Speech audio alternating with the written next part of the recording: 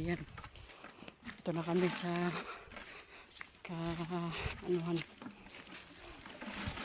Kabakawan. So for init nga lang. Meron pang muntik madulas. Meron kaming tour guide. Kaya hindi kami maliligaw sa maling tao. Char.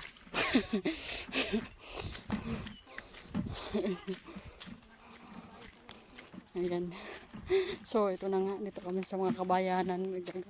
Dadaanan muna namin yung mga kabayanan na yan. Bago kami makakarating sa kadagat-dagatan.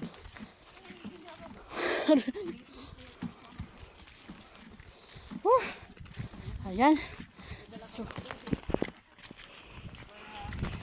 hindi mo kami mga daladalan. Kaya mo yun, Miso. Okay. Ganda na pala ito. Marami na rin pala mga bahay dito. Ano? Dati wala pang ganong bahay dito. Nung bata pa ako.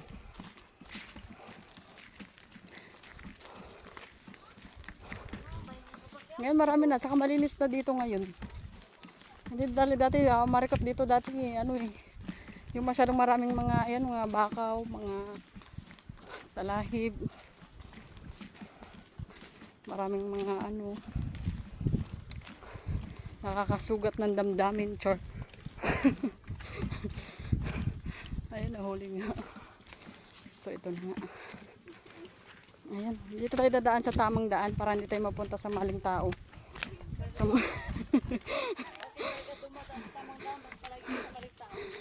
pag dumadaan ka sa maling daan, mapupuntahan mo rin maling pakikitunguhan din.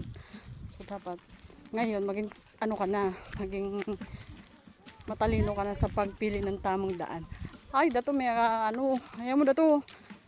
Ay man diyang anteng mga dalan nga dyan. Medyo sa libat-libat kita naman dyan.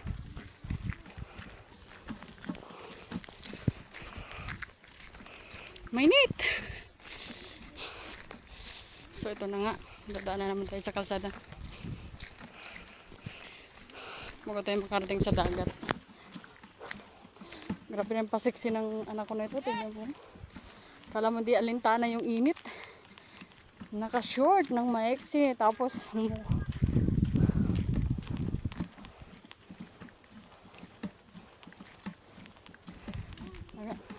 ito ba si Berna sa dun.